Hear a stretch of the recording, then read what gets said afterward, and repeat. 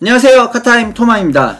정말 오랜만에 쌍용 자동차 이야기를 좀 해보려고 합니다. 지난달 말에 쌍용차의 매각 협상이 결렬되었다는 소식이 보도되었었습니다. 저는 작년 한 해 동안 여러가지 선택을 했었어요. 그 중에 좋았던 선택도 있고 좀 제가 후회했던 선택도 있습니다. 그런데 이 소식을 들으면서 제가 올류 렉선을 구매한 게 2020년에 선택했던 일들 중에 최악의 선택이 아니었나 이런 생각을 할 정도였어요. 좀 이걸 어떻게 해야 되지? 막 이런 생각도 하고 좀 골이 좀 띵하기도 하고 그랬는데 다행히 제 뽑기운이 나쁘지는 않아서 차 여태까지 문제없이 잘 타고 있습니다. 하지만 앞으로 멀쩡하리라는 보장도 없고 그리고 또 소모품을 꾸준히 갈아줘야 하고 때로는 부품을 교환해 줘야 하는 순간도 올 건데 이때 적절한 부품이 공급되지 않는다면은 좀 곤란한 상황이 생길 수도 있잖아요. 그런 부분이 좀 걱정되더라고요. 저번에 엔진 오일을 한번 이제 정식 서비스 센터에서 갈았는데 그때 분위기를 보면은 뭐 그렇게 나쁘진 않았고 또 고장이 나더라도 거기서 고쳐줄 것 같긴 했어요. 하지만 뭐 어떻게 될지 모르는 거니까 어떤 분들은 그렇게 말씀을 하세요. 차 구매할 때 그거 감안 안 하고 샀냐, 이렇게 될 거 몰랐냐, 이렇게 물어보시는 분들도 계시고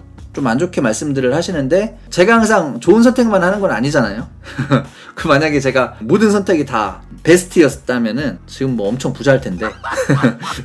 하여튼 뭐 다행히도 법원은 이 협상 결렬 이후에 원래 2월 말까지 ARS라는 기간을 설정을 해놨었는데 이 기간을 연장하기로 했어요. 그래서 시간을 좀 더 벌었죠. 그 이후로 쌍용차는 P플랜이라는 것을 하겠다고 절차를 밟기 시작했습니다. 이 P플랜이 뭐냐?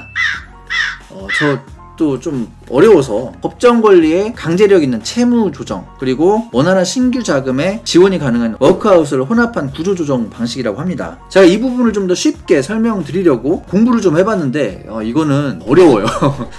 이해가 잘 안 돼요. 그냥 이렇게 보시면 될 것 같아요. 인수 대상자를 선정을 해놓고 다 이제 이 사람 인수할 거예요. 그러면 이제 법원이 법정 관리를 합니다. 구조 조정도 하고 좀 채무도 탕감해주고 이런 다음에 이제 이 인수 대상자한테 나중에 기업을 넘기는 뭐 그런 형태의 계획인 것 같아요. 이를 위해서는 쌍용차는 일단 75%의 지분을 가지고 있는 마인드라가 감자를 통해서 지분율을 25% 줄이는 것을 추진하고 있었고요. 또 잠재적인 투자 대상자인 HAAH 오토모티브, 이거 좀 길죠? 그냥 하하라고 할게요. 하하가 2,900억 원의 유상증자를 통해서 51%의 지분을 갖게 되고 그래서 대주주 역할을 하는 거죠. 이런 방안을 뭐 추진하고 있었다고 해요. 그런데 마인드라가 감자를 하려면 인도중앙은행에서 승인을 맡아야 하는 겁니다. 근데 인도중앙은행에서는 자국 기업이 투자하고 있는 외국 회사 이걸 매각할 때 25% 이상의 감자를 불허하고 있다고 합니다. 이게 왜 감자를 불허할까? 이 생각을 좀 많이 해봤는데 아마도 인도의 그 자본이잖아요. 그게 허공으로 이제 사라지는 것을 좀 방지하고자 이런 정책을 펴고 있는 것 같아요. 저도 자세히는 잘 모르겠어요. 이거를 좀 단기간에는 깊숙하게 들어갈 수가 없더라고요. 말씀을 드리면서도 저도 좀 이해가 안 되는 부분이 있어서 그럼 너도 이해 못하는 걸 왜 영상으로 만드냐? 이게 중요한 게 아니니까 뭐 이런 절차들을 겪고 있다. 이 정도만 좀 알고 계시면 될 것 같고 어쨌든 간에 이 인도중앙은행이 감자를 하지 않는 것에 대해서는 협상 시작부터 좀 걸림돌로 그렇게 알려졌던 부분입니다. 그런데 이번에 예외적으로 이 감자를 허용하는 승인을 했다고 해요. 정말 예외적이라고 하는데 어쨌든 간에 이 P플랜을 가기 위해서 큰 산이 있었는데 이걸 넘었다고 하더라고요. 이게 시장의 평가입니다. 이제 공은 하하 오토모티브랑 산업은행 쪽으로 넘어갔습니다. 연매출이 20억밖에 되지 않는다고 알려진 이 하하, 정말 작은 회사죠. 이 꼬마 회사가 과연 이 P플랜을 받아들이게 될지, 사실 뭐 채무도 탕감해주고 구조조정도 해주고 이렇게 넘긴다면은 좋죠. 하하로서는 뭐 나쁘지 않은 것 같아요. 근데 이제 지금 현재 쌍용차에서 ARS 가동 전에 발생한 공익채권이 있다고 해요. 뭐 1, 2월 급여 그리고 세금 이런 것들 다 합해서 3,700억 원에 달하는 빚이 있다고 합니다. 이거는 법정 관리에서 털어낼 수가 없다고 해요. 그러니까 규모가 작은 하하에서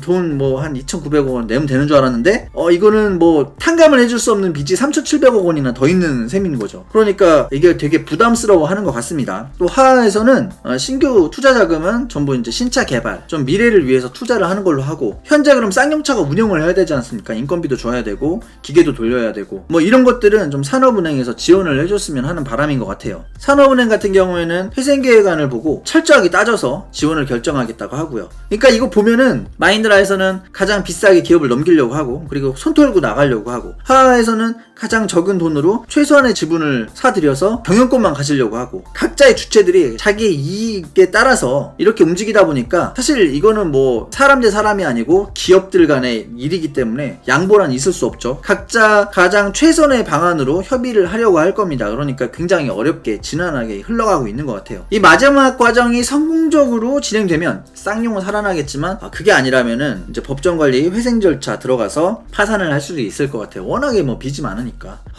제가 올류 렉스터 오너로서 좀 파산 좀 막아줬으면 하는 바람을 계속 하고 있습니다. 요즘 기도도 해요. 물론 뭐 7년 동안 부품을 의무적으로 만들어야 된다는 그런 게 있긴 해요. 근데 회사가 망해버리면, 그 책임질 주체가 없어져 버리면 이거 보장을 어떻게 누가 해요? 그러니까 뭐 이런 문제들이 있어요. 걱정이 되는데, 회생이 결정된다고 하더라도 아마 강도 높은 구조조정은 불가피할 겁니다. 필요 없는 부동산들은 팔게 될 거고요. 그리고 또 인력도 많이 감축하게 될 거예요. 가슴 아픈 얘기지만 정리해고가 많이 일어날 겁니다.